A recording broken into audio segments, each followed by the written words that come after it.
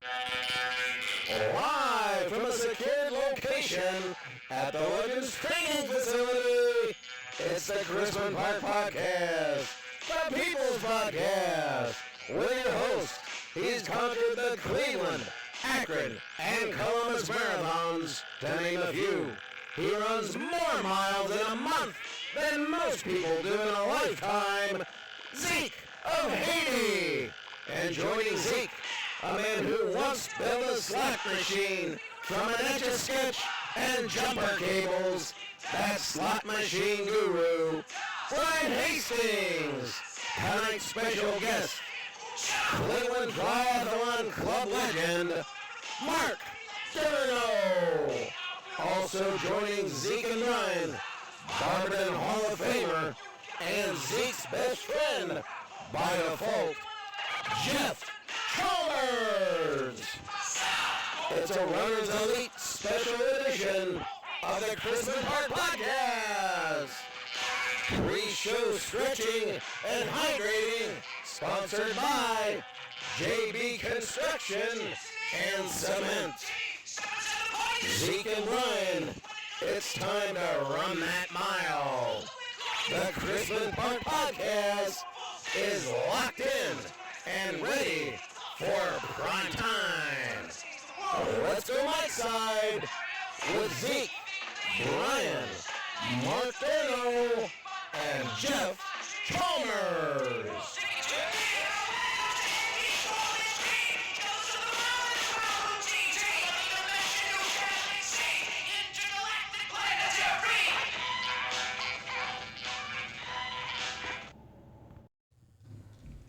Are we good, Chris Ison? Are we ready? You ready? Are we live?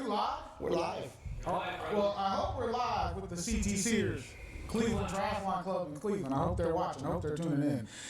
Before we get started, I wanted to say a few words about an interview we did with Barberton living legend Joe Sarge this past Tuesday, because I've been getting flooded with messages from people like saying, "Hey, we saw you did the Sarge interview. What happened? Why weren't you live? When's it going to be released?" And we pulled back from releasing that because the two guys across from me aren't going to want to follow Sarge. I mean, Sarge is none of us sitting at this table belong in the same area code with Sarge. We don't belong in the 44203 with him. So we wanted to wait at least a week. Next week we have some guests coming that are going to be live from the East Coast, so they won't mind following the great Joe Sarge. So tonight we have Mark Durno, Jeff Chalmers, Brian Hastings. It's our pleasure. Are we not generous? Are we not generous, Brian Hastings? They're generous. Me and my brother Ben, back in the mid-'80s, we were in Norfolk, Virginia one summer, and we came across this hornet's nest, and it looked beautiful, man, like this big hornet's nest. And we thought it a good idea to start throwing rocks at it, to stir up the hornets, to stir up the nest. And so I think that's how I'm going to start this podcast off tonight with the CT Sears that are all watching tonight. I mean, there's 2.2K in that group, and I don't know how many are watching, probably at least 1.2K. I'd say half of them are tuning in. But I thought, you know what? I was once a member, and I think I was only a member for 1 year, and that was because Margie Kinzinger paid my membership. Thank you, Margie. I love you. And so I thought, you know what? I'm gonna put up my great 8. So we asked Joe Sarge Tuesday night what was his top 10 in NBA of all time. So because you guys are Cleveland Triathlon Club members, it's been a group since 2003. I have my grade 8, and I want to encourage all the other CTCers that are online to put your grade 8, your top 8 CTCers of all time. I'm going to give you mine. So I have my top 8, and I'm going to start at 1 and go down. And I'm going to give you each name and give you a few reasons why. Let the shade begin. And I'm more comfortable in the shade, trust me, because it's hot under these lights. Okay, so this, number 1. This wasn't too hard for me. It wasn't a very tough decision to make. I had a roll with ZOH, Zeke of Haiti. Mind you, I was only in the group a year, but I had to roll with myself. Now, hold on, Chalmers. Have you ever even completed a triathlon? Oh, hold on. I'm not sure you've ever actually made the finish line maybe a sprint you made it to the finish line. In my Aaron Rodgers voice, relax. Let me give you this. Okay. On a mountain bike. Zeke of Haiti was the first Ohioan to ever push a wheelchair in a marathon. And he did that in hoop shorts. Had no idea what he was doing. Did you finish the race? Yes, we did. And we were acknowledged by the Ohio House of Representatives in a letter. Me and Dre both got different letters. Marketing. Signed by the Speaker of the House. That's just one of the things. Hold on. It speaks to the greatest marketing campaign in triathlon history. I also completed the toughest short course in the world. Escape from Alcatraz triathlon. Oh, nice. Toughest short course in the world. I completed that. And I was the first Barbertonian to ever swim it, because I don't think Jeff Chalmers has ever been in that water. Hey, listen, swimming Lake Michigan, pulling Dre in Lake Michigan, swimming the Ohio River with Mark Durno, that kind of got me prepared for Alcatraz. But you have to be a dog to swim. You have to be Rob. I'm always ready to swim Alcatraz. I think there were actually dogs in that race that finished before you. Let me tell you something. that race is no joke. But I'm not done, Mr. Chalmers. I'm not done. Hold on 1 second. I also showed my Bobby Fischer, J.D. Solinger type versatility and produced a 495-page memoir. I don't know that anyone else in the CTC group can say that.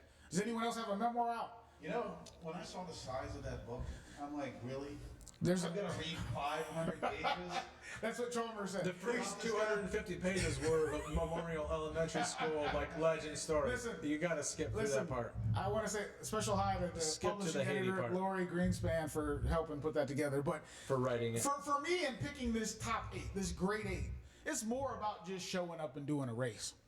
It's more than that. It's how you live. It's your swag. It's your impact, your legacy. Lifestyle, baby. That's why at number 2, and it's kind of hard to even see in my rearview mirror, number 2, but I see what appears to be a big ship, a yacht, captained by Jeff Utel. Jeff, I love Jeff Utel. I love his swagger, when you show up in his presence, you're saluting that guy now. Like, he's a stud, always has a beautiful lady on his arm. He's like President Trump in a tri-suit, just a more fit version, right? Utel is what's happening. And I love that guy, former president, greatest president of all time at the CTC. Utel, you're number 2. Coming in at number 3 is this animal sitting right across from me. Mark Durno. Played some college football. The legacy you've left behind in the CTC club with all the Ironman triathlons you've competed in and completed, because there's some I didn't complete. So there's a difference. So most. But to do that's a legacy like you don't see happening amongst triathletes like that. At least in the CTC, I don't see that. Now you're headed to Kona, the Big Island, where that's everybody's dream. That's why Chalmers does this stuff. That's why Rob Reddy was doing it. And Rob, of course, went. When you traveled with him and went to be his biggest support system, that made me fall in love with you, man. I was like, Durno's a dog, and he's got heart, and he takes his time to go support his friend. A lot about what I learned about you was from him. Because I would always do my intelligence through Chalmers, because he knew a lot of you guys from working out with you. He said, bro, Durno's a truth. He's a dog. So you're coming in at number 3. That's the next event you're competing in, is in Hawaii? No, actually, I'm, if they let me go over, I'm heading to Ireland in really? August. Do one in Ireland and turn around, do it in Kona. So he never stops. An Ironman junkie. He can't get enough. Let me say this too. Not only are you great at the Ironmans and finishing them, you are so personable and you help people in the group. Like the newcomers that come in, you go out of your way to try to answer questions and help. That's time out of your day. Now, I know you have 36 hours in every day. We only have 24. So maybe that's why you have time to do that. Because he's so fast. Yeah, no, Mark is really humble, and he was really nice. He was really nice to me when I first came in the group. And if the CTC group lost him, his presence leaving would be felt tremendously. Trust me. Believe me. Next, number 4. Eric, I make people lie down with the Lammers. Trust me, listen. If you look at the GOAT, the word GOAT in the dictionary, you're going to see Eric Lammer's face right by that. And let me tell you something. You don't want to go on a camping trip with that guy, because he's never seen elevation gains that he didn't salivate over. That would be a problem for you, because you'd end up in some hills, some mountains. You don't want to run with Eric. Eric Lammers is a beast. And this is a true story. I almost contacted Lammers to push Dre before I did him. Nice. Lammers, he didn't know it at the time, but he was almost pushing Dre before Chalmers was. Number 5, the other animal across the table. Jeff Chalmers, a lot of people don't know this, and he used to get mad at me on Facebook when I would talk about him and hype him up and talk, and he would text me privately. He was like, "Dude, stop it! I don't want people to think I'm like that, man." I'm like, "Jeff, come on, you a beast." This was before he was in the Barberton Hall of Fame, and I was just like, "You belong in the Hall of Fame, man. You a beast. You this and that." And he's like, "Yeah, but I don't want people to think I think like that, man. That's you, not me." And so he once ran a marathon, and this is probably, you guys probably don't have anyone in the CTC group that has this on their resume. 5-minute, 30-second miles for the entire course. Wow. Are you kidding me? What was it? 220. 224. 224. A 224 marathon. That's just stupid. That's sick. Wow. So that got him invited to Boston, where he's in the shuttle bus with the Africans. That gives me goosebumps just talking about it. Like, Wow. I got goosebumps right now just talking about that. Like, and I referred to him in my book as Little Jeff Chalmers. You talking about Little Jeff Chalmers? Because I remembered him being little and scrawny. Well, he grew up. He matured into that 6'2", 170, 175 frame. Absolute animal. So Chalmers is in at number Could you 5. imagine how fast he would be if he wasn't a hill striker? Bro. number 6 is, I said his name just a few moments ago, Rob. I always stay ready for 140.6. All day, every day, Kona legend, an elite college swimmer, right, Rob? Rob can... University of Pittsburgh, I think. Yeah, he can hammer away on the bike. I think his weak side is the run, probably. But he's a grinder, right? Number 7, and this is my personal favorite, Don Asher. Don Asher doesn't get enough credit. He's a monster. Yes, sir. Yes, sir. Don Asher. Quiet. He's quiet. but Yeah. he- He turns into he's got multiple personalities, because when he goes on the bike, he's a different human being, and he's a great human being. He just helps people. Me and Dre, he was in the stadium when me and Dre did the Akron Marathon the first time, and he's close to Brian Poland. Brian Poland would have cracked this list too, but I don't think Brian's in the CTC, right? And I don't think Brian swims. But I don't know the name. Poland's an animal. Oh, Poland. He's the Brian Poland's a Akron living Marathon legend. race director. for- Former. Not any longer. Yeah. But he's got a 16-hour 100-miler to his name. Nice. Yeah. No, He's a monster. he pushed Dre to keep Dre's marathon streak in December alive in 17 degrees in the snow. So, no, living legend. But Asher is a better human being than he is a triathlete. Just fantastic. And he's a really good triathlete. Yes, sir. Yes, sir. And I think he beat both of you in Tennessee in 2017. Yep. So, Definitely yeah. beat me because I dropped out. So, You can relate to that, I Zeke. dropped out. number You 8. can relate to DNFing a Hey, triathlon. we'll talk about that later.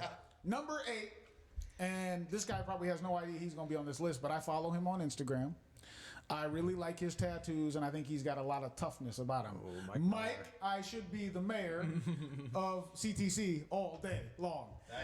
He was a board member for a lot of years, and he just ran hills with us last night. Yeah. Tried to get him to come out and drink beers with me after, but he's a responsible family man now. Well, you tell Mike I think the world of him, and I follow him on Instagram, and I like him a lot. So he comes at number 8. So CTCers, that's my top 8 all time in the 17, 18-year history. And if you don't like it, that's, you can have your own list. But ZOH, you look at a number 1 for a reason. And I didn't even get into the fact that I have other records none of these people in the CTC have. I'm 48 years old, and I have never slept with a girl younger than 29. That's a record. No, and I'm about to have a child in 3 different decades coming up. My wife's getting ready to give birth. And Next week. you're very humble as well. For sure. You gotta- That's what I'm. That's at the top I of the try. list. I'm generous. I'm Yeah. generous. I'm a generous guy. But without further ado, let's get into Durno. I want to talk about you, your background, where you come from, the fact that you were a football player. I saw the picture you posted on a post yesterday with the guy named John. And the photo you guys had, John. Oh, Stauffer. You said asked Stauffer to bring JC, beer. Yes. JC, yeah. That photo, just looking at you in that photo, and I wasn't gawking at you, but man, you look. When was that taken? And you look good. That was at Ironman New Zealand 2 years ago. Wow. And you were 50 at that point. I was 50. Incredible. I just hope to be alive at 50. Yeah. Dude, no, that's just cut up. But without further ado, tell us where you're from. Little background? Yes, sir. Get into the college football too, and then how you got into triathlon. You know, the football thing, that's where, you know, the weight training, the high intensity running, that's where it all started. And, you know, I thought I was going to play football all my life, you know, because when you're young, you're dumb, right? You think you can do things that you know aren't realistic when you get old. So yeah, I grew up in Warren. Went to Champion High School, so not too far from where you guys grew up. Right. And you know, I was a wide receiver, defensive back, but I was really into the weight training. Loved it. As a matter of fact, after I got done with college, I did almost all weight training for about 5 years. Really bulked up, and that was my thing. And then I got into golfing. Then I got into endurance sports. You know, so yeah, I can never sit still, right? So that's kind of my thing. Yeah. So yeah, played D3 ball out of a small school out in Indiana. Probably the worst decision I ever made. Ended up with 2 knee surgeries, busted up my shoulder, busted up my wrist, broke my leg. So if I could go back and do it all over again, I would have said no thanks. Right. No thanks to football, but you know. So were you a wide receiver in high school? Yeah. Is that what you said? Yeah. Now, you from that picture when you were 50, you look like if you were on an NFL field, Tom Brady would have you in business. Like you look like you could play right now. If you played with Tom Brady, you could play in the NFL right now. If he wants somebody that can run about a six flat 40, you know, you have to really underthrow those balls to. You'd be a back shoulder guy. Yeah, that's right. So outside of football, did you wrestle, basketball, anything else? Track? I did it. I tried it all. You know, back then, you know, we didn't have soccer at our school. You know, 'cause, you know, small suburban school. You know, so tried basketball, loved it, wasn't very good at it. Tried baseball, loved it, wasn't very good at it. Loved playing football, loved hitting people. Yeah. Yeah. So, but you know, again, it's a brutal sport. When both my boys decided they did not want to play football after you know 5th, 6th grade, I'm like, thank God. Yeah, it is rough. Yeah. Yeah. I mean, just you know, I hurt every day from that silly sport. Right. Loved it. Loved every minute of it. Right. But Still feeling it. yeah. So where did you go to college? Small school called Rose Holman. It's out in Terre Haute, Indiana. And you played college football there? Yeah, it's a small D3 school, but you know the cool part about playing at Rose when I was there they were a very competitive team. Yeah. My freshman year we went 9-1. My sophomore year we went 8-2, and we'd have every now and again a scout would show up. Yeah. We had a linebacker that was projected to go pro. We had an offensive lineman that might have gone pro, but he didn't. And so you know, I'm you know, going out for practice one day, and there's a scout from the Dallas Cowboys. I'm like, oh, this is kind of cool, right? Wow. And so it Yeah. kind of motivates you a little to, you know, practice a little harder. Of course, you know, I'm short, slow, and white. You know, I'm not gonna be doing a whole lot of With a ton of heart. pressing. Yeah. Heart don't translate into speed. Well, yeah, that's true. That's true. But then I want to know where you go through college. Where did the whole triathlon thing start? Because for a lot of people, I think you'll see that triathlon comes from people who have been through a lot of mess. Sure. People who have been through rough relationships, just all kinds of drama in their life. At least some of the people that I've met along the way that have talked to. Did you have any of that, or was it just an outlet for you? So yes and no. I did have a weird thing happen to me one year. But let me tell you what motivated me to get into Sure. triathlon. Year 2000, the Olympics were either in Athens or Sydney. I can't remember which one it was, but I was just you know casually watching Olympics one day, and I see this triathlon sport. I never even heard of triathlon. So you're 30 at this point. Yeah. Okay. Yeah, I was 30. Yeah, 30 or 31. Yeah. So I see this on TV, and I'm like, that is the coolest thing ever. I've heard of the Ironman, but I had never heard of triathlon. Right? Yeah. You know, so you know you kind of don't realize what an Ironman is. All you know is somebody went out and did some pretty epic shit. Right. Exactly. So I'm like, yeah, this is neat. These guys are swimming open water competitively, jumping on their bikes and running. I'm like, wow, this is the coolest thing I've ever seen. I was instantly hooked. Wow. And it took me about another 4 years. My brother-in-law talked me into doing a short sprint race out in Chagrin Falls. They called it a Tin Man. But that's what got the wheels turned in the head. But the very next year, that was 2000, and I was golfing like a madman then. You know, I had just gotten off my powerlifting shtick, right? Yeah. I'm golfing like a madman. Powerlifting to golfing I know. seems like an odd transition. Yeah, so, but that's what it was. Buddy of mine started golf. I started golf with him. Fell in love with that, right? So, anyways, long story short, start golfing. Well,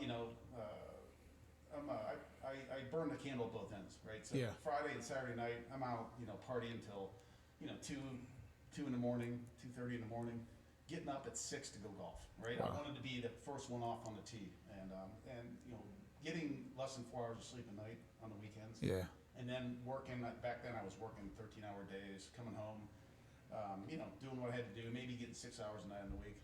So I ended up breaking down one spring. And, they diagnosed it as an anxiety attack, but the reality was I just wanted to get enough sleep. Yeah. So, so they wanted to prescribe me Xanax and, antidepressant drugs. And, Right. I'm doing the math in my head and I'm thinking to myself, oh, wait a minute, I'm just not getting enough sleep. So I started getting sleep and it all went away.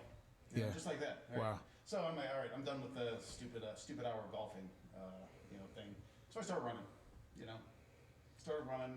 eventually that would translate to triathlon. So. Well, when you got into triathlon finally, because a lot of people can't get into triathlon because of the swim. Like they're athletes, they can bike, anyone can get on a bike and grind, right? You can run, but not everybody can swim. And that's a whole nother animal. That's a whole nother beast. And me and you had talked about that yesterday about like for somebody, even people that are new to the CTC club that you could be talking to tonight that are watching.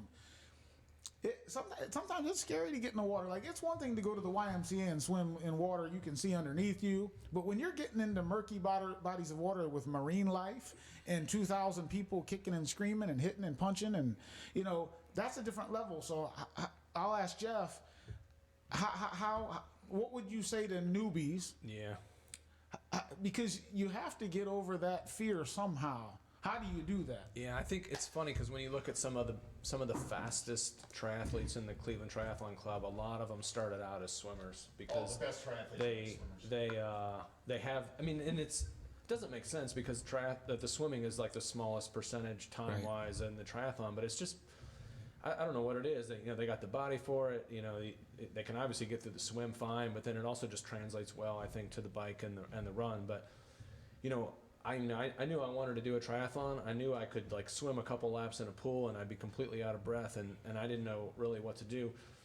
And it was actually my wife that bought me a book. It was just simply called Open Water Swimming. And she got me a book and I started just reading it and it actually gave you a little bit of technique and that was probably might not work for everybody, but I read it a bunch of, I'm not a reader at all. I don't read books. And I read that thing and I'd get out in the lake and we live fortunately real close to the lake. I could get out there and practice.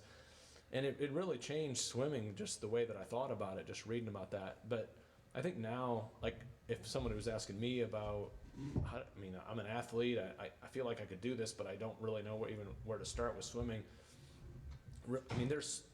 There's an increasingly number of good options of people who can teach you how to swim in really a handful of hours. Right. And you look at people like Liquid Lifestyles, some of the YMCA programs, different groups that have, either one-on-one or even group, sort of what, there's master swimming, but that's mostly for people who know how to swim. Right. But then there's a couple of groups that are like more like entry-level masters where you can get some workouts in. You'll get a little bit of individual one-on-one training, and it's sort of like golf. You can get out there and hack away at a golf ball and make contact 1 out of 10 times, and then all of a sudden, like a golf pro gives you like 1 or 2 tips, like just get your elbow here or like do this or that, and it makes all the difference in the world. And I think that's where you go from being somebody who can swim and not drown to somebody who can actually complete an Olympic distance triathlon and like because you go through like different phases. It's like, well, now I can swim comfortably, but now I'm in a triathlon where people are like running into me and shit, and that creates anxiety, which raises your heart rate, which like you got to be able to like chill out a little bit during that.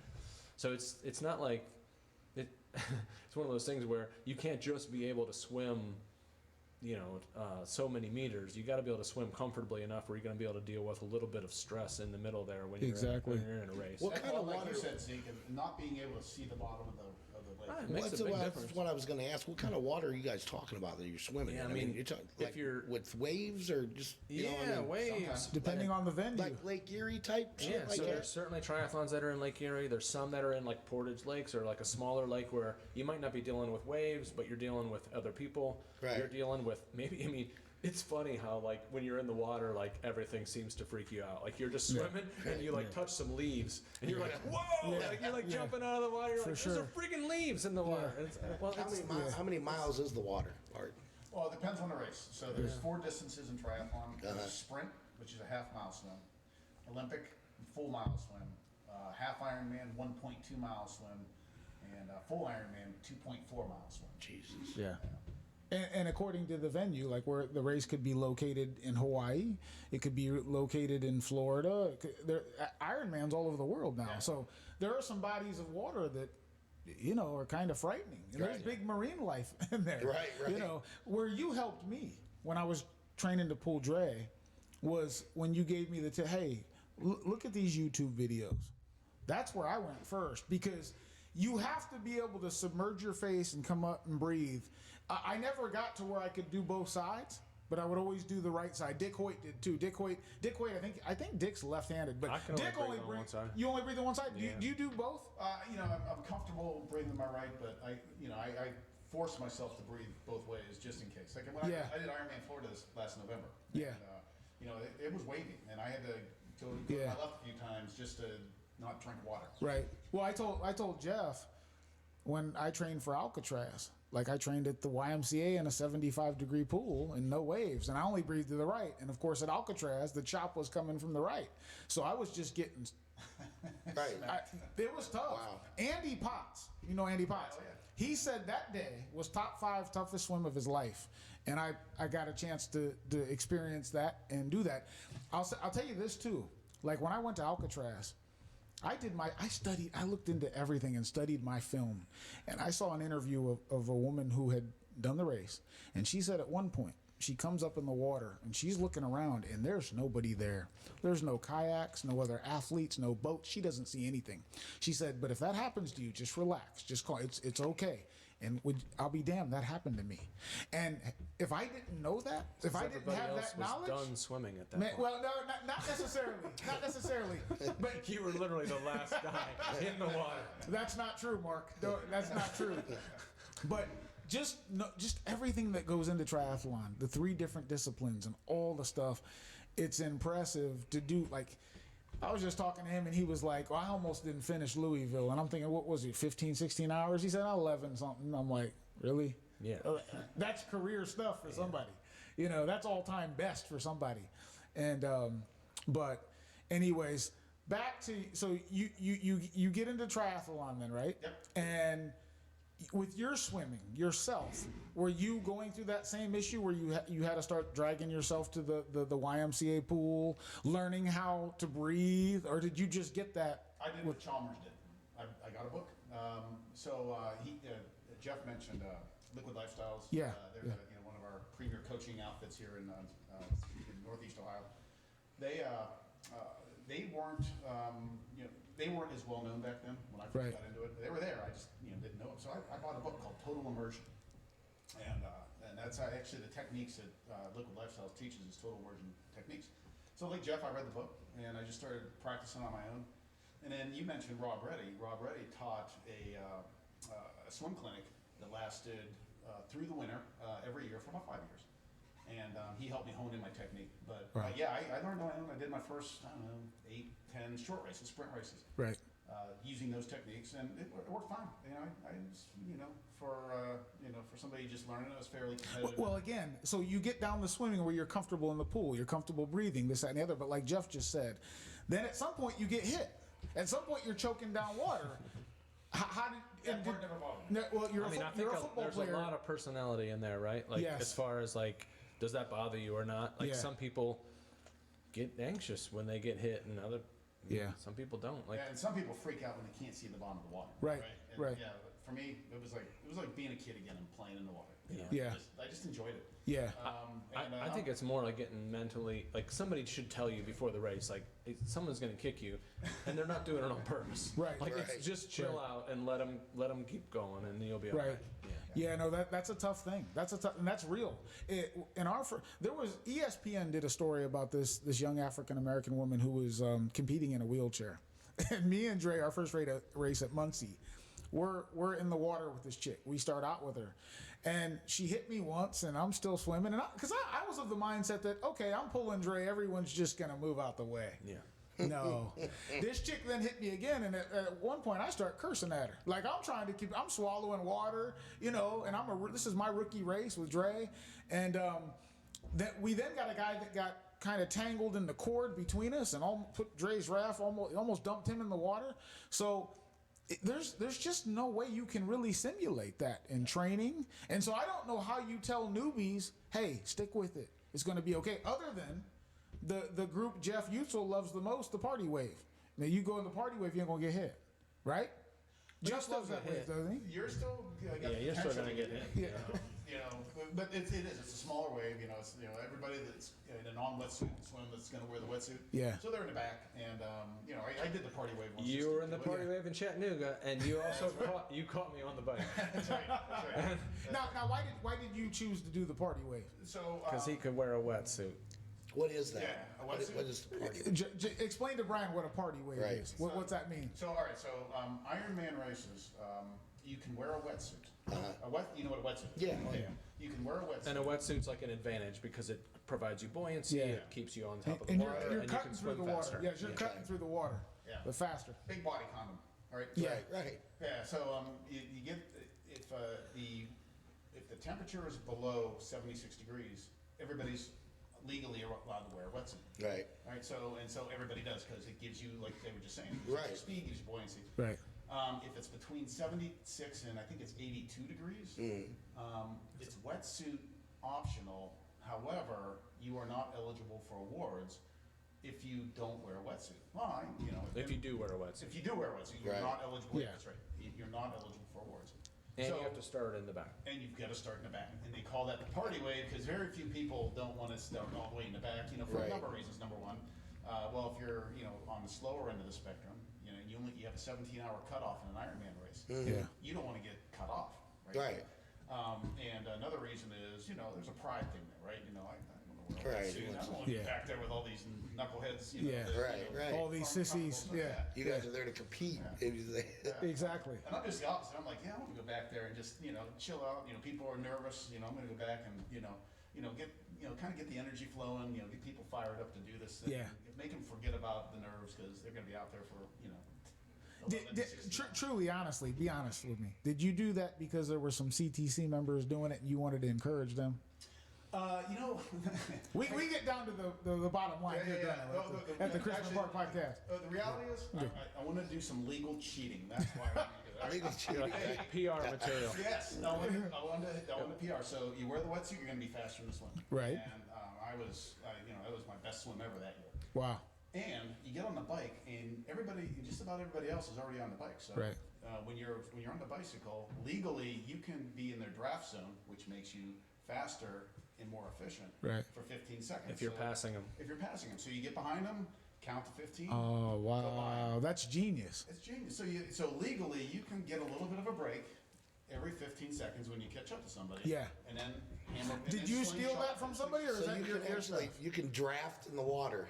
And you can draft in the water the whole time. That's Yeah, legal. yeah. On the bike, you can only draft for 15 seconds. Where'd you come up with that idea? Really?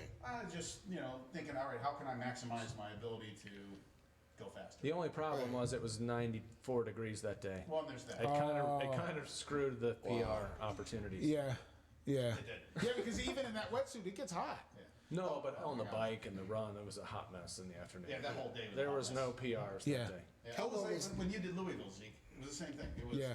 it was mid-90s. It was humid. The heat index is 10 whatever. Right. And it's just. You were close too. Like, when did you drop on the run? 18 or mile something, right? 21. Think about How long that. is the Brian, run? So close. Think about that. 26. It's 26 miles? So he did 135 of the 140-mile race. What, the rest is on the bike? Traveled all the way to Tennessee. All the hours banked. The haze stacked in the barn. And he gets to mile 21, 22, and he's tapping out. Think about how bad he's hurting to do that. You know what made me tap out? Some guy, It was other people looking at him saying, Yeah. "You are not okay." Like, Yeah. I saw him. I saw Do you him think coming you could've over. died A from a heat 94 stroke right degree there? day?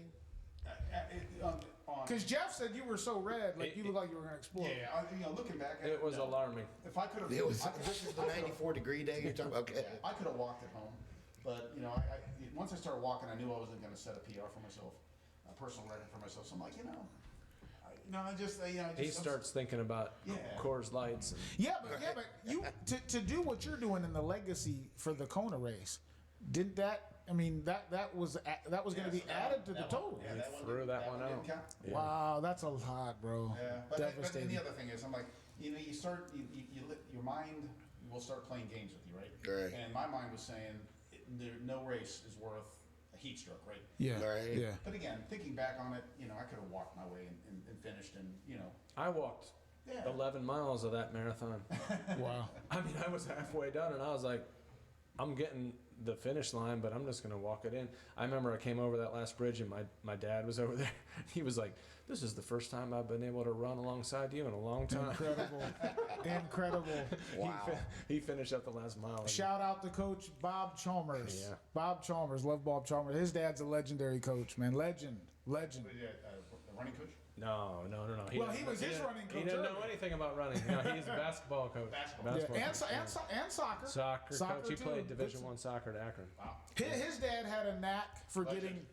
He had a knack for getting kids to overachieve. Oh, yeah. To reach their maximum potential. His dad used to call me when I was a 9th grader in high school. When I come into my freshman year, he's calling me, come out for the soccer team, and I kept saying, "No, Coach, I don't want to play soccer," and he kept calling me every day, and I was thinking. We thought soccer was a sissy sport back then. You didn't play soccer. You played football, baseball, basketball.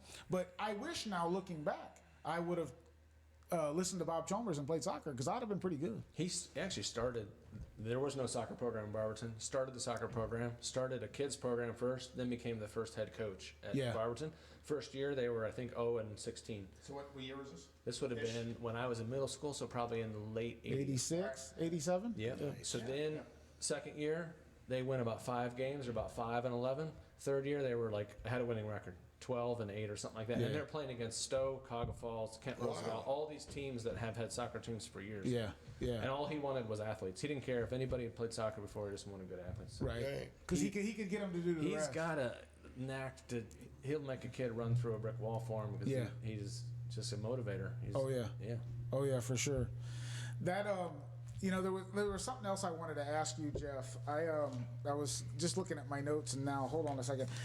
A lot of times we'll do these shows, and I'll have a pile of notes, and I'll leave notes hanging, and I'll be like, man, I should have asked that. I should have asked that question. But talking about him and the people you meet in endurance sports, just the caliber of people, the runners. That's. You guys hear that? Yeah, there's a little bit of That's feedback. annoying ice in Something the tapped ears. it. There we Oh, go. there There we you go. go. But the caliber of people you meet in endurance sports, like me and Jeff weren't close until after I came home from prison in Haiti, and he's my best friend, but I don't even think he likes me. So, but I've been on the phone before with him in tears, crying. Like this time last year, I was a wreck. My book was coming out. Me and my wife were having problems. I'm calling him on the phone. I'm crying. And then one day I call him crying, and I'm telling him about my pastor doesn't want me to release the book, and he gave me the best advice anyone ever gave me. He said, and this is a tribute to his dad.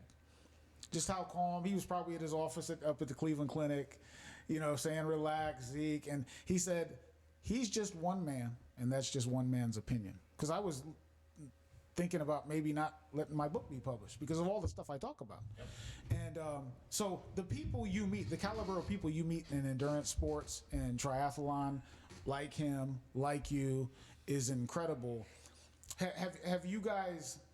Were you guys like that before you got into triathlon? So what I've always said, Zeke, is, and Jeff, you know the running community better than I do, but triathletes in general are some of the best people on the planet. Yeah. There's a positive nature about them. You know, even if things are going bad in their life, you mentioned earlier, a lot of people get into this because they're going through a rough time. But I've come across, you know, the clubs, I don't know, we're probably up to more than 3,000 members. You talked about how many people are on their Facebook page and over time. And 95% of them are amazing people. You got a couple yahoos, right? That always happens. But they don't stick around long because they're not really positive people. Right. But the majority of the people in this network, in this environment, are just really positive. I found that to be true in the running community too. I don't know if you have the same experiences. Well, I think what it, I always think about, like, well, why is that? You know, like, and when you think about sports, like endurance sports that are only measured by a clock, right? There's nowhere to hide.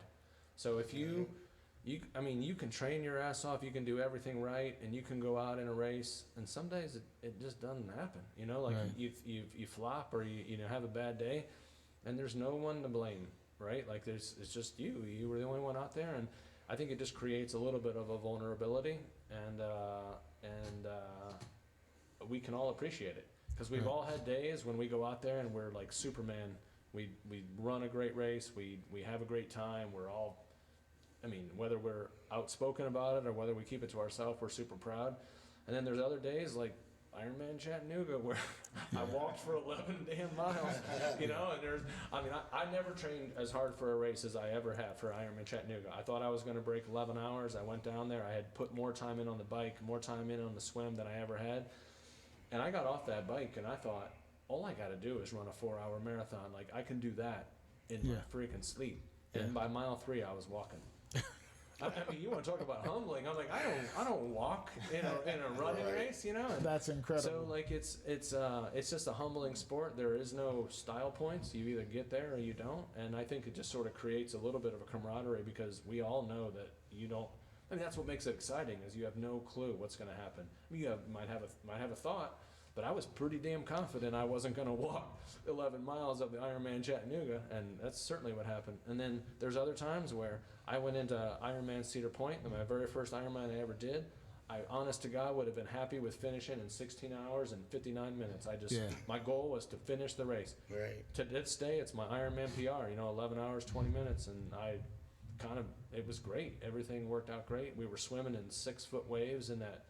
Because they had to move you guys. They had to move it because there was a boat that capsized when they were setting up the swimming course because the waves were so bad. So you guys were in the harbor? We were. So I thought, well, as soon as I saw an upside down boat in Lake Erie, I'm like, I'm pretty sure they're going to cancel the swim. And then kudos to whoever those race directors were because they could have easily just canceled the swim, run a 5K race, and then just go bike.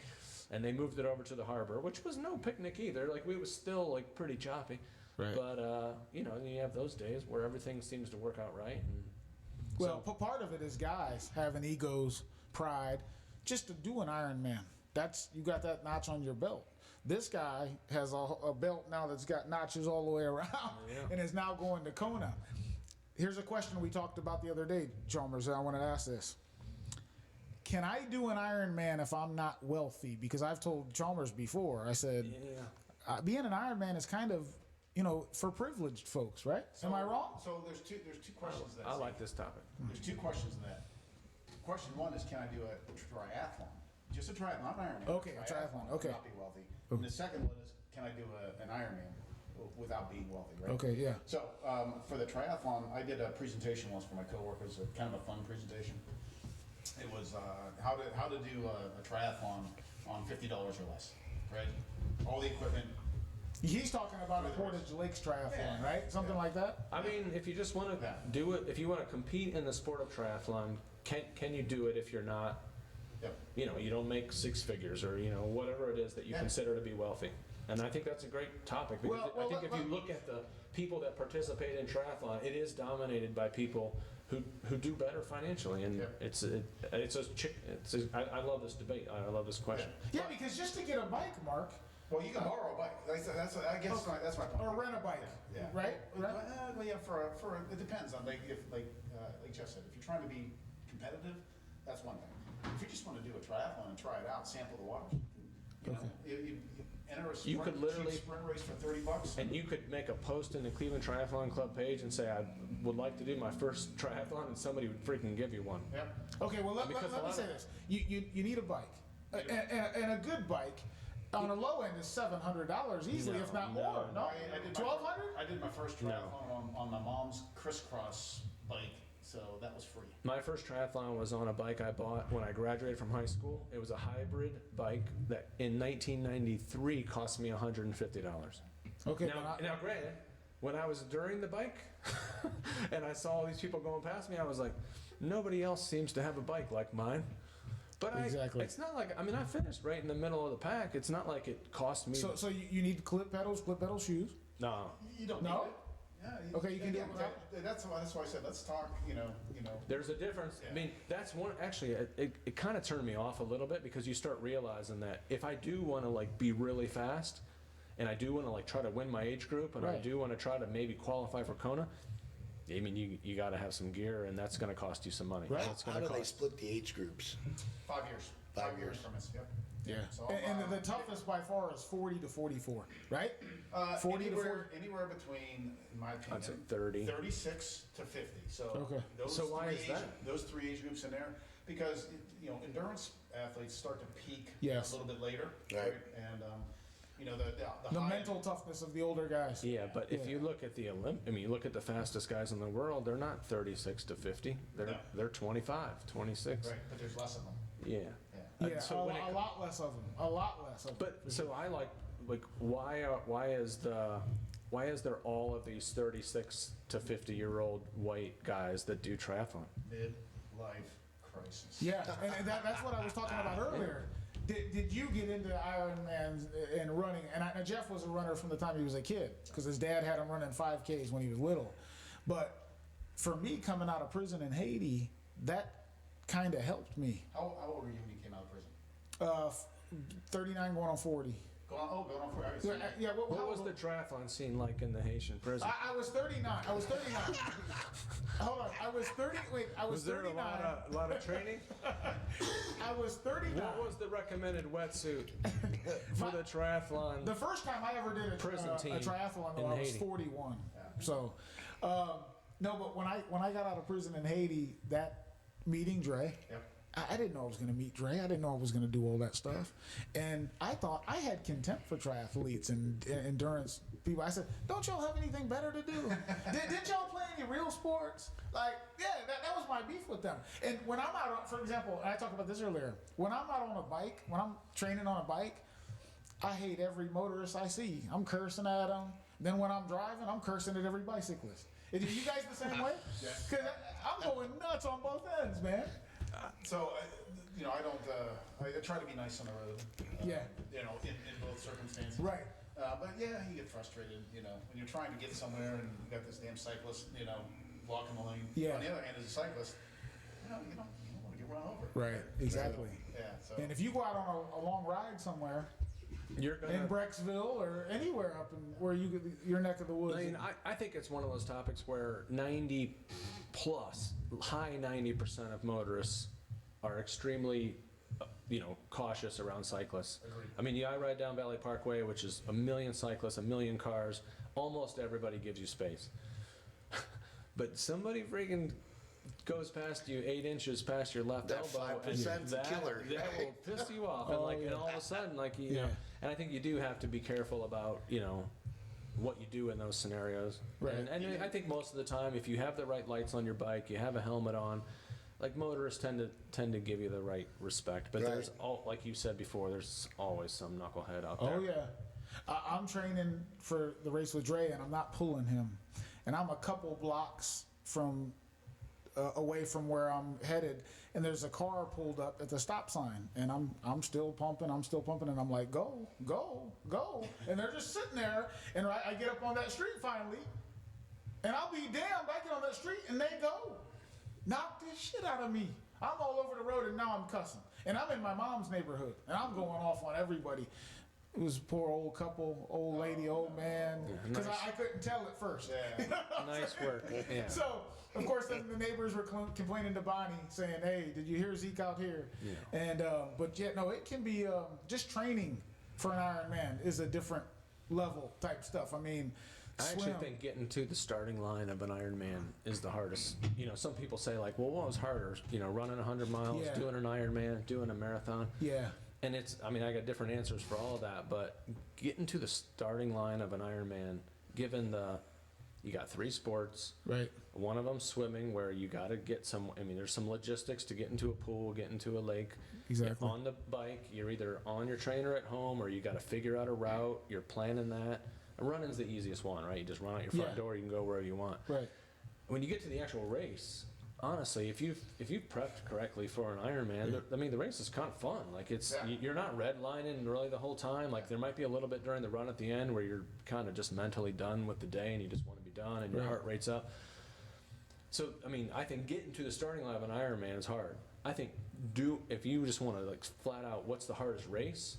For me, a max effort marathon is nasty. I mean, it is. I mean, if you just look at your heart rate, like your heart rate's going to be in zone 4 or 5, whatever. So if I'm running if I'm doing a 17-hour Ironman, and you're running a 3-hour and 2-minute marathon, that's. I mean, I would say it's harder to get to the starting line of the triathlon, and it's harder to do that actual marathon. You know, This guy is a pro pre-race picture more than the post or the end of race, right? You love the pre-race photos where you've put all the work in. You know, you're ripped. The race is what it is. I mean, like it's really all about what you've done to get there. But I just know starting. I mean, there's 2 different mindsets. When I'm standing at the starting line of a marathon where I'm going to try to run my best race, I'm just like, holy shit, this is going to hurt. Right. You know, and when you're at the starting line of a triathlon, you're like, I can't believe I'm here. Like I made it through all those rides. I made it through all those runs. I got to the swimming pool. I got to the lake enough times. Like this is going to be a blast. After all the races you guys have done, do you still get nervous the same way? Butterflies, everything the same? I'm like Jeff. You know, when it's something that I'm going to be competitive, redlining, I get a little anxious at the start. But my mantra has always been, it's all about the start line. And that thought process calms me down, especially in the triathlon, because triathlon, they're long days, right? But it's all about the start line. So as long as you have put the work in to get to the start line in the best position you can be in, Right. nothing else matters. And you keep that thought in your head. It's it's comforting at the start line. So it kind of helps calm down the nervousness. Because you're going to have the nerves, and it's just how you deal with them. And That's right. when you think about from the triathlon, you just think about. I mean, if you're at the starting line of an Ironman, you got a lot of months in leading up to that, and it's pretty comforting to be like, holy cow. Here I am. I said you get to the point where here I am. Yeah. Exactly. Brian, it can be intimidating because you get there and you see all these guys like Durno, they're all ripped. Dude, they got all the AJ Baco gear on, all the tri-suits, They're and they wearing look sweet. compression socks. Oh and my everything. God. Compression. They got more money in what they're wearing than I spent for my bike. The best scene is the day before the race when everyone's racking their bikes. Oh yeah. Because, I mean, the race is tomorrow. And everyone's wearing compression gear. Exactly. In the freaking racks. I'm like, what are you doing? Exactly. The race is tomorrow. Well, I think it's that psychological warfare that's going on pre-race. Or they just spent a bunch of money on gear and they're like, Utzel's the master of that. I better wear love it. Jeff. Right, I they've love got doubles Jeff of Utzel. I everything. love you, man. That's my guy. Like, I better wear this gear. I spent all this money on it. I know the race isn't until tomorrow, but I'm going to suit up today. How are these races going to work this year with all the COVID restrictions? Well, that's a really interesting question. So we're going to find out. Right. I had the opportunity to do the only U.S. Ironman last year after the shutdown, which was Ironman Florida, just by luck. Right. Truly by luck. And actually, that was the race where the first Down syndrome. Yeah. See that story about Yeah. Down syndrome? Oh yeah. Yeah. He was racked, one rack over from us. So it was kind of fun just to see all that unfold. Now, do you stop like a groupie and ask for a picture? No. No. Were Come you on. wearing like full compression gear the day before? Like, You know how I dress. You Yeah. know? I wear my Beer Mile shirt and Well, with you now going to Kona though, man, you got to change some things up a little bit and start look like Jeff said. You got to have the compression. You got to look the road. Nah, Come on, nah. man. I'd say you Come on, you baby. wear the orange bodysuit. Well, so yeah, I could wear the orange morph suit, right? Yeah. But I did that once. Yeah. That's old. Yeah.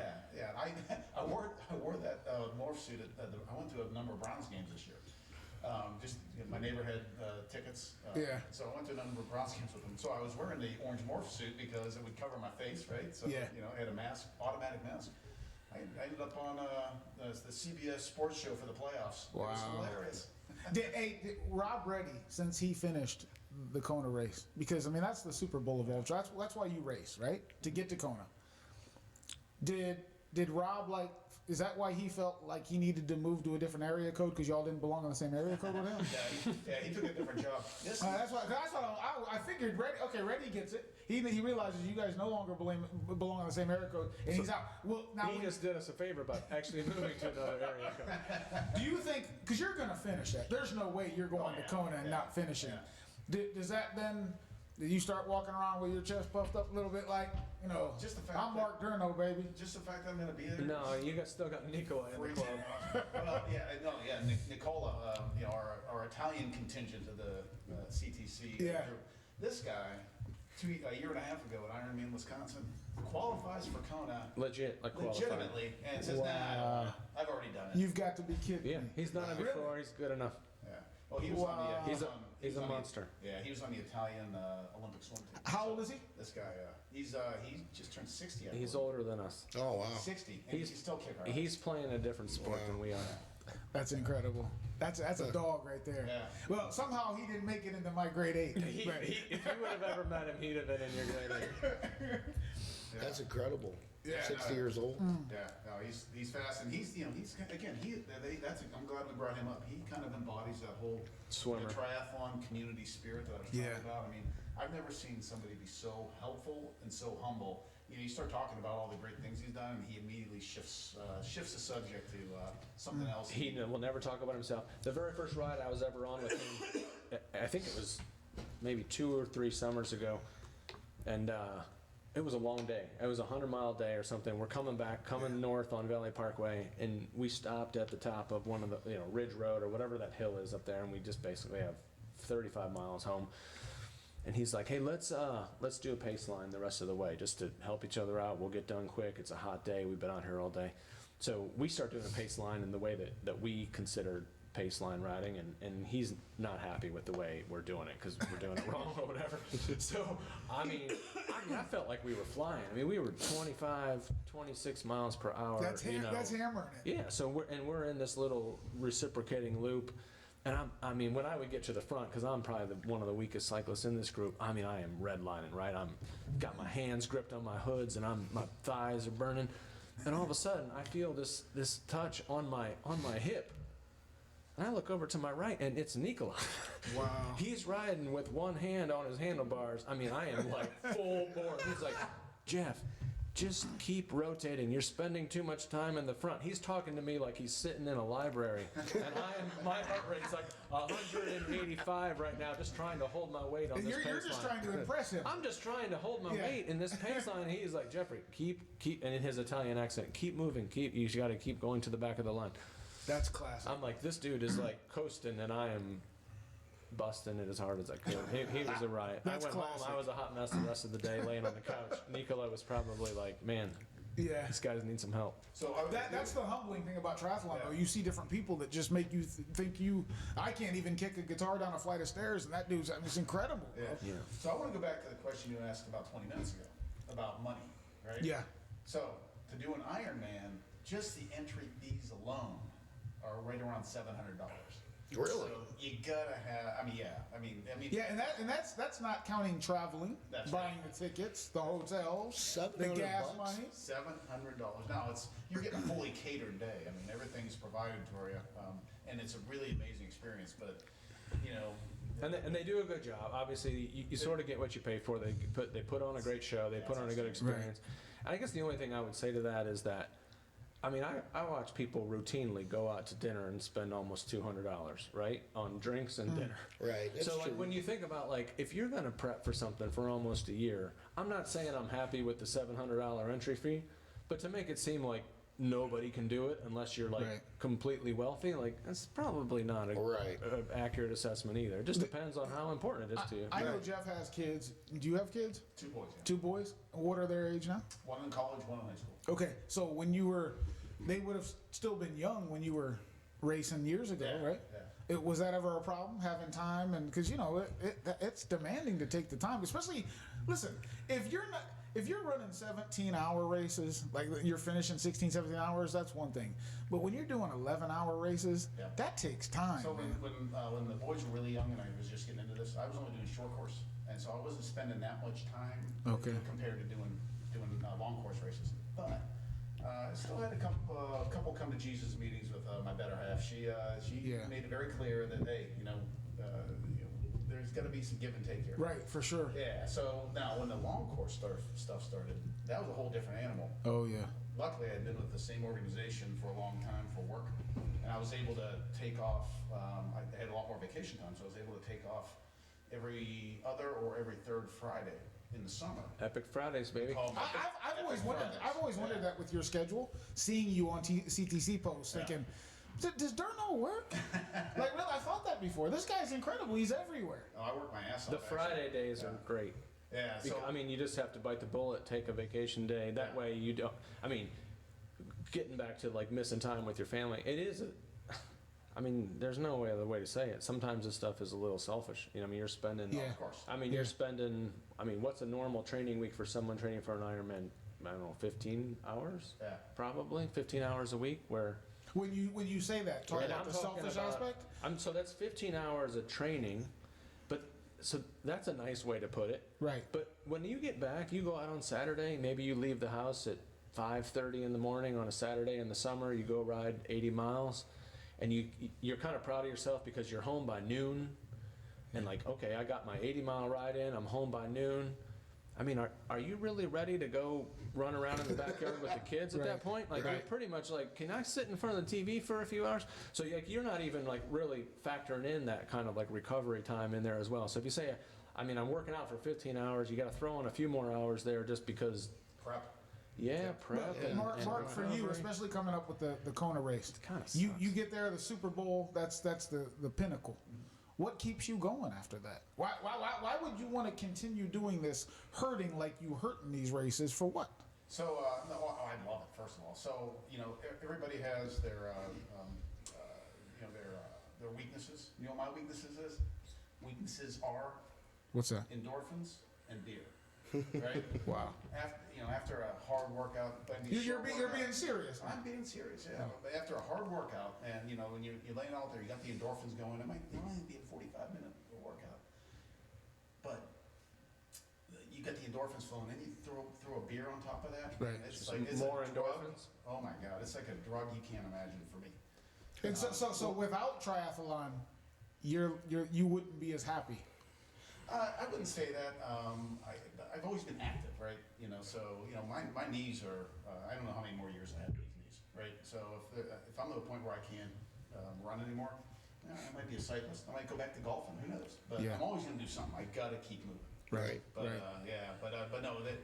What'll keep me going after doing a major race is the next adventure, right? So so the New Zealand crew. I told you I did Ironman New Zealand. Yeah. Right. Yeah. So my buddies JC, Julie. Who else is there? Frody. I'm missing a few people. When we go we're going to go to Ironman Australia in 2024. We've had this planned out ever since New Zealand. We said we're going back and we're doing it. So I after Kona this year, I've got another target, Australia. That one sounds expensive. Yeah, so you start saving now. So are you That's a 5-year plan. Like, do you take your wife along with the? Unfortunately, she's a school teacher. So Okay. if it happens in the summer or during spring break, so she's gone to a few races. She was at the Epic Chattanooga flop. Yeah. It was almost, you were 5 miles. That's right. That's right. Do you impress your sons? Are your sons impressed by what you do? I'm sure they're proud. Yeah. I'm not that dad that needs my kids to be around when I'm doing things, and I'm there to support them. Right. I don't need them to support me. They haven't taken interest in doing it too. So they've both done triathlons when Okay. they're young. Wow. My young son is an endurance guy. He's a swimmer for our high school swim team. He's Wow. Cross country track, and he's said he wants to get into triathlon at some point. Yeah. He's not.